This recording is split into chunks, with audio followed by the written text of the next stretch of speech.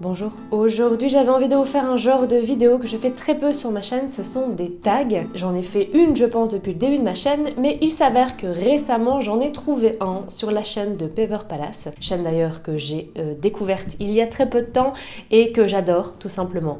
J'adore ses lectures, j'adore sa façon d'en parler et je suis fan. Ça fait un peu peur dit comme ça, non ? J'ai découvert le tag sur sa chaîne et donc je lui ai piqué. Ceci dit, elle-même l'avait trouvé sur la chaîne de Too Faced Lizzy et elle avait traduit donc les questions en français. Elle a fait le tag, elle l'a mis sur sa chaîne. Évidemment, toutes les informations que je viens de vous dire, qui étaient peut-être un peu confuses, certes c'est vrai, sont dans la barre d'infos juste en bas. Vous pouvez retrouver les vidéos dont je vous parle et allez-y, ça vaut le coup. Il faut aussi que j'ajoute, puisqu'il faut que j'aille au bout de cette explication, que le tag a été initié d'abord par une chaîne anglophone qui est Je n'ai pas retenu, je vais regarder tout ça. La chaîne c'est Keeping Tabs et je vous mets tout ça dans la barre d'infos. D'ailleurs, je vais garder mon téléphone puisque je vais regarder directement les questions dans la barre d'infos de la vidéo qu'a faite Paper Palace. Première question, est-ce que je possède un livre avec les pages abîmées ? Parce que je suis quand même assez précieuse avec mes livres, je n'aime pas corner les pages, je déteste ça. Écrire dans un livre, pour moi, c'est horrible, je ne supporte pas. Parce que surtout, je trouve que quand on écrit dans un livre, on gâche la lecture pour celui qui aura le livre plus tard. Et justement, une fois à Pêle-Mêle, qui est un magasin de livres d'occasion, j'ai pris un livre de Ray Bradbury, qui est quelque part ici à mon avis. Eh bien en fait je ne le retrouve pas, donc à mon avis je m'en suis débarrassée et j'ai vraiment bien fait puisque je savais de toute façon que je n'allais jamais le lire, puisque lire un livre avec des mots entourés, des annotations dans les marges, pour moi c'est juste une souffrance ultime. Je pense que ce serait une torture qu'on pourrait m'infliger, c'est lire un livre par exemple que j'adore avec des annotations de quelqu'un d'autre. Ce serait vraiment ignoble de me faire ça. Sinon, alors pour le coup, j'ai Michel Aragon, le roman de Rabelais. Alors il n'est pas annoté à l'intérieur, mais vous voyez qu'il est bien abîmé au niveau de la couverture. Tout simplement parce que mon copain, et moi-même aussi un petit peu, on l'a utilisé pour atténuer les coups de marteau quand on a construit la bibliothèque. Question suivante, est-ce que je possède un livre avec 3 personnes ou plus sur la couverture ? Nevermore de Jessica Townsend et c'est le tome 1 et justement le tome 2 vient de sortir en librairie et j'ai vraiment très hâte de le lire parce que j'avais adoré, c'est vraiment un univers. En fait souvent ce que je dis pour le vendre c'est que c'est un livre un peu comme Harry Potter mais avec son propre univers et ça vous transporte de la même façon on va dire et donc je le conseille énormément à la librairie. Est-ce que je possède un livre basé sur une autre fiction ? Eh bien oui, je possède Histoire éternelle, le Twisted Tale de Liz Braswell. Donc elle reprend le conte de La Belle et la Bête pour en faire donc un Twisted Tale, c'est-à-dire et si c'était la mère de Belle qui avait maudit la bête, comment l'histoire aurait été changée et tout ça. Et je ne l'ai absolument pas lu, mais ça a l'air pas mal et il est dans ma bibliothèque. Que je ne désespère pas un jour, qui sait, si je me retrouve dans le plâtre, j'aurai le temps de le lire. Et comme je suis assez superstitieuse, enfin je suis en train de me maudire d'avoir dit ça, puisque je suis sûre que ça va me porter la poisse et que je vais me casser quelque chose très bientôt. Est-ce que je possède un livre avec un titre de 10 lettres ? Et je suis d'accord avec Paper Palace, cette question est assez chiante puisque je suis en train de me demander, et quoi, il faut que le titre c'est un mot qui doit faire 10 lettres ? Ou alors est-ce que le titre aussi doit faire 10 lettres ? Ça doit faire 10 lettres pile, mais comment c'est possible ? Voilà, mon cerveau est déjà en surchauffe, on va chercher.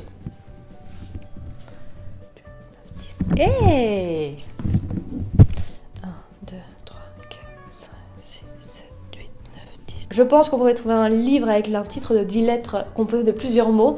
Mais moi j'ai envie absolument que ce soit d'un mot. Parce que je suis tarée. Mais j'ai trouvé Écosystème de Rachel Vanier, je vous ai déjà parlé de ce livre. Rachel Vanier, j'étais au lycée avec elle à Lille. Et donc j'avais très envie de lire ce qu'elle faisait. Ce livre-là parle des startups, du monde des startups. C'est le seul que j'ai lu d'elle. Elle en avait écrit un avant. Et il y a le 3e qui est en cours là, qui va bientôt sortir. Et je pense que je vais le lire aussi. Et je vous conseille de le lire. Celui-ci, les autres, peu importe. Elle a vraiment une écriture très chouette. Bien évidemment, je ne dis pas ça pour qu'elle m'envoie l'ESP. Est-ce que je possède un livre dont le titre commence et termine avec la même lettre ? J'ai peut-être trouvé, là c'est pour ça que je regarde derrière, parce que c'est sur mon bureau, et je vais regarder. Et oui ! C'est donc Sorcière de Mona Chollet. Bon, j'avoue, je n'en suis toujours qu'au début, mais comme c'est un essai, il peut se lire. On peut prendre son temps pour le lire. J'ai peut-être pris pas mal de temps pour le lire. C'est vrai que je l'ai un peu laissé de côté ces derniers temps, mais j'ai toujours autant envie de le lire, donc c'est finalement un bon signe. Est-ce que je possède un livre de poche? Cette question est un peu bizarre, parce que oui, je pense que la plupart des gens qui ont des livres ont un livre de poche. Manon Fargeton, L'héritage des rois passeurs, parce que c'est un livre que j'ai aimé. Voilà, donc j'avais quand même envie de vous montrer un livre que j'aime, mais c'est aussi parce que c'est un livre qui était très proche de moi. On est dans un livre de fantasy, et j'avais déjà lu, je pense, un livre avant de Manon Fargeton, et j'aime bien son écriture. Je trouve que c'est quelque chose...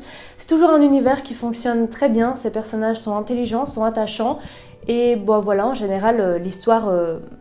est cool et fonctionne très bien, quoi. Que demander de plus? Est-ce que je possède un livre par un auteur qui utilise un autre nom d'écriture?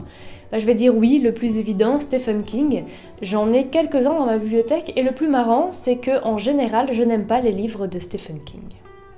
À part Marche ou crève, où justement l'auteur avait utilisé un autre nom pour publier ce livre, Marche ou crève. J'ai surtout lu de Stephen King des livres qui parlent de l'écriture, des écrivains, et je sais pas, j'étais pas emballée. Et je pense que c'est aussi le fait que c'est mettre un peu de fantastique dans la vie réelle, où mon cerveau se dit mais c'est pas possible. Et bien justement, je vous ai pris Jessie, un livre que je compte lire. Vous pouvez sûrement vous demander mais pourquoi je me force?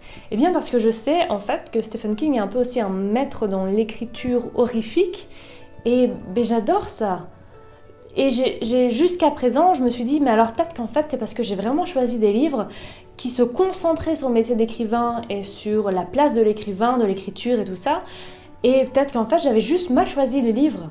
Donc j'ai envie de tester autre chose. Et pour l'instant, je n'ai pas encore eu le temps. Donc avec Jessie, je me dis pourquoi pas. Est-ce que je possède un livre avec le nom d'un personnage dans le titre? Je suppose que oui.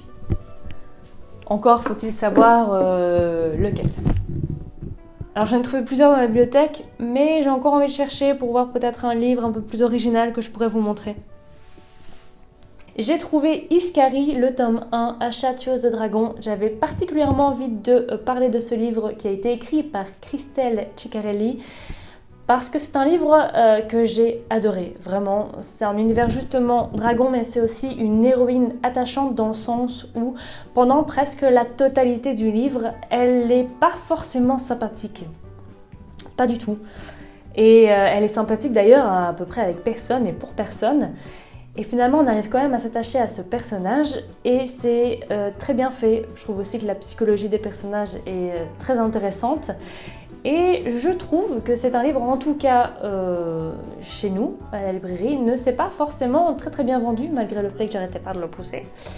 Et j'ai l'impression qu'on n'en a pas énormément parlé, alors que pour moi, ce livre est juste une pure merveille. Est-ce que je possède un livre avec 2 cartes à l'intérieur? J'ai pas. Ça vient sûrement du fait qu'en fait, j'ai pas beaucoup lu de fantasy dans ma vie jusqu'à présent.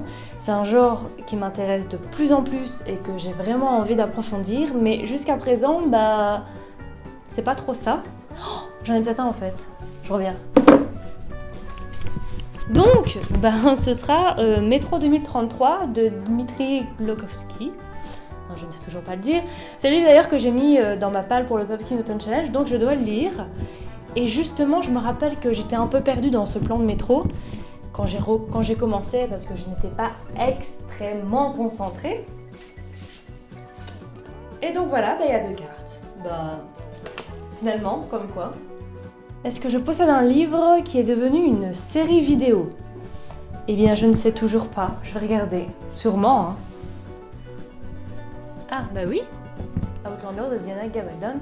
J'ai lu que le tome 1 parce que dans ma lecture de ce livre, j'étais mi-fuite, mi-raisin, dirons-nous. Hein. Il y a une partie de moi qui a adoré certains détails et l'autre partie de moi a détesté pour plusieurs raisons. Donc en fait, finalement, je ne sais pas si j'ai aimé ou pas, mais vous pouvez toujours regarder la vidéo où j'en parle, hein, je la mets juste ici. Est-ce que je possède un livre écrit par quelqu'un connu pour autre chose qu'écrire des livres? Oui. Ne me dis pas que tu aimes ça de Céline Tran. Céline Tran qui est en fait Katsumi ou Katsuni, ça dépend à quelle période de sa carrière vous avez vu son nom, qui est donc une ancienne actrice porno. Et justement dans ce livre, elle nous raconte en fait quelle a été sa vie de pornostar et finalement elle a une vision assez, je ne sais pas quoi en fait parce que je l'ai pas lu, mais je ne la connais pas mais j'ai déjà vu quelques reportages sur elle et je sais que ça n'a pas été quelque chose forcément de négatif. Elle en a pris pas mal de positifs, elle ne regrette pas. J'aime bien ce genre de sujet, comme j'ai aimé en fait La Maison d'Emma Baker, qui parle justement de la prostitution, parce que pour moi, tout ce qui est relatif à la sexualité est quelque chose d'extrêmement tabou. On en rigole souvent, ou alors on n'en parle pas, ou alors on trouve ça sale. Et finalement, en fait, c'est quelque chose qui régit notre vie, parce qu'à partir du moment, à partir de l'adolescence, la sexualité est extrêmement présente dans la vie, qu'on le veuille ou non, qu'on ait envie ou pas de sexualité, c'est là. Et finalement, le fait qu'on ne veuille pas parler de porno ou de sexualité, je suis pas pour, parce que justement c'est le mettre un peu derrière un rideau et c'est à ce moment-là alors que les trucs les plus, pas forcément les plus jolis peuvent arriver. Est-ce que je possède un livre avec une horloge sur la couverture? Il faudrait déjà un truc qui parle du temps, ce serait logique d'avoir une horloge du coup sur la couverture. Ouais voilà. Est-ce que c'est une horloge? Je ne sais pas, en tout cas on dirait quand même les rouages d'une horloge. C'est Les Chasseurs du Temps d'Emmanuel Nunc, je ne suis pas sûre de la prononciation. C'est aux éditions Sema, je l'avais acheté à la Foire du Livre de Bruxelles 2019, c'est-à-dire très récemment. Et justement, ça parle de personnes qui voyagent dans le temps. Je ne l'ai pas encore lu, je pense que Isabelle de la chaîne Natural Ties l'a acheté aussi en même temps que moi, et je pense qu'elle ne l'a pas lu non plus, je ne voudrais pas la dénoncer, mais voilà. Est-ce que je possède un livre de poésie? Oui, je dois en avoir, à mon avis beaucoup d'Arthur Rimbaud, parce qu'en fait mon prof au lycée en première, elle, était totalement fan d'Arthur Rimbaud, mais ça se sentait quand même un petit peu. Donc je pense qu'il nous a transmis sa fascination pour Arthur Rimbaud, et je suppose que je dois avoir un livre dans ma bibliothèque d'Arthur Rimbaud. De là à chercher, je suis pas sûre. Je vais le faire quand même. Je n'ai pas trouvé Arthur Rimbaud parce qu'à mon avis il doit être chez ma mère ou dans des cartons. Par contre j'ai trouvé Pablo Neruda, 20 poèmes d'amour et une chanson désespérée. Ce qui est un peu marrant, c'est que je me rappelle plus trop le contenu de ces poèmes, mais je me rappelle qu'à l'époque ça m'avait énormément marqué et touchée quand je les lisais, et ça m'avait vraiment donné une sensibilité à la poésie autre évidemment que la poésie d'Arthur Rimbaud, comme je vous l'ai dit, dont je suis tombée amoureuse à cause de ce prof de français. Enfin, évidemment, je suis tombée amoureuse de la poésie d'Arthur Rimbaud, pas de l'homme, qui est d'ailleurs mort il y a bien longtemps, et en plus il était gay, donc je n'aurais jamais eu mes chances. Est-ce que je possède un livre avec la mention d'un prix gagné écrit dessus? En général, le prix est indiqué sur le bandeau, et le bandeau je le jette systématiquement parce que ça me fait chier d'avoir un bandeau, je trouve ça chiant, c'est moche, ça s'arrache. Donc je suis pas sûre, mais je vais regarder. Je vous avoue que je vais passer parce qu'à mon avis je ne l'ai plus puisque j'ai sûrement enlevé le bandeau, et en plus si c'était un livre où c'était carrément écrit sur la couverture incrusté qu'il avait un prix, je l'aurais pas pris parce que je trouve ça très moche. Est-ce que je possède un livre avec un auteur qui a les mêmes initiales que moi? Et là en fait j'avais déjà lu cette question juste avant, c'est pour ça que le sourire arrive, parce que justement l'autrice qui a les mêmes initiales que moi est une autrice que j'adore, c'est Christelle Dabos. Voilà. Bon là j'ai pris le livre 3, c'est parce que celui que j'avais sous la main. Je suis en train de relire les livres puisque le 4 sort le 28 novembre, je suis excitée à mort. Et franchement je suis en train de les relire et c'est juste... je suis tellement contente de retrouver les personnages, c'est... voilà. Je relis extrêmement rarement des livres, je pense que ça m'est peut-être... En fait ça ne m'est jamais arrivé de relire un livre, je pense. Non, je pense que je n'ai jamais relu un livre de toute ma vie, sauf celui-ci. Est-ce que je possède un livre de nouvelles? Alors je vous avoue que je suis pas très nouvelle. C'est pas un truc vers lequel je suis tentée, et pourtant je sais qu'il y en a de très très bons. J'en ai peut-être un, mais lequel? Ça c'est une autre paire de manches. Ah, j'ai peut-être un livre érotique avec des nouvelles. À mon avis ça va être ça. Ah bah non, je l'ai plus. Non, c'est triste. C'est vraiment triste. Est-ce que je possède un livre qui a entre 500 et 510 pages? C'est un peu une question chiante ça, parce qu'il va falloir que je regarde un peu tous les livres. Ok, soyons intelligentes.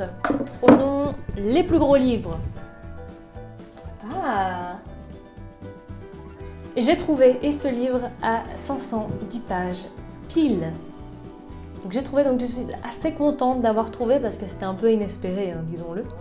Donc c'est Robin Hood, l'assassin royal, et le 1. Je l'ai commencé, mais je ne l'ai pas continué. Je l'avais commencé pour le mois de la fantasy. D'ailleurs, j'ai vraiment hâte que ce mois arrive. Je pense que c'est en mai. Et c'est lancé par une chaîne. Alors pour être honnête avec vous, en fait, j'adore cette chaîne, mais je confonds toujours le nom de sa chaîne avec une autre chaîne. Alors évidemment, quand je regarde la vidéo, je sais qui c'est. Mais c'est hyper perturbant, je confonds toujours, c'est Piketty Bookin et Piketty Books, ou un truc dans le genre, et je m'énerve moi-même, hein, clairement, mais je les confonds. Alors le nom de la chaîne, c'est Piketty Bookin, et en fait je pense que Piketty Books, ça n'existe pas, ça n'existe que dans mon esprit tordu.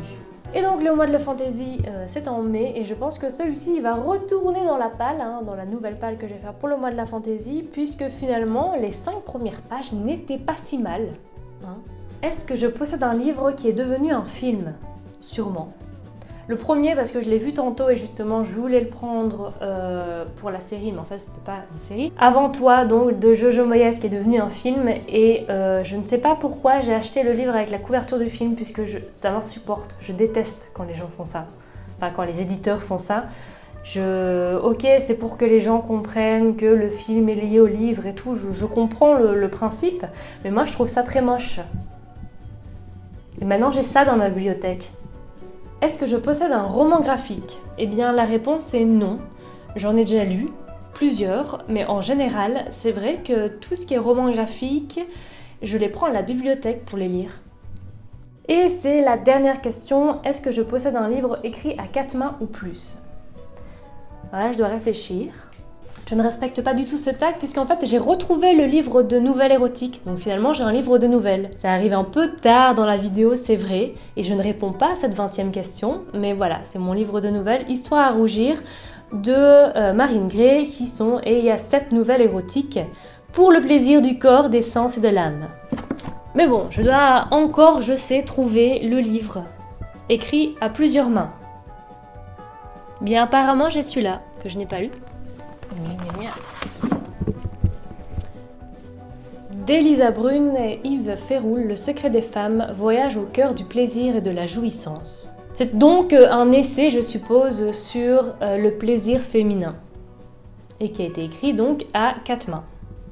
Cette vidéo est maintenant terminée, j'espère qu'elle vous aura plu. Si c'est le cas, n'hésitez pas à la liker. J'espère aussi que ce genre de vidéo, hein, donc avec des tags, vous plaise. Et ben n'hésitez pas à me dire si c'est le cas en commentaire, et puis n'hésitez pas aussi à venir en commentaire pour parler livres tout simplement. Je vous laisse ici, je vous souhaite une excellente journée, une excellente semaine, et je vous dis à la semaine prochaine. Ciao! J'ai oublié la petite information, c'est que je vais faire aujourd'hui, enfin le jour où je poste cette vidéo, le tirage au sort pour savoir qui a gagné le concours que j'avais lancé dans la vidéo précédente. Et donc je vous contacterai pour vous dire tout ça, ou à mon avis aussi, je mettrai tout ça sur Instagram. Si vous voulez me suivre, tout est en barre d'infos.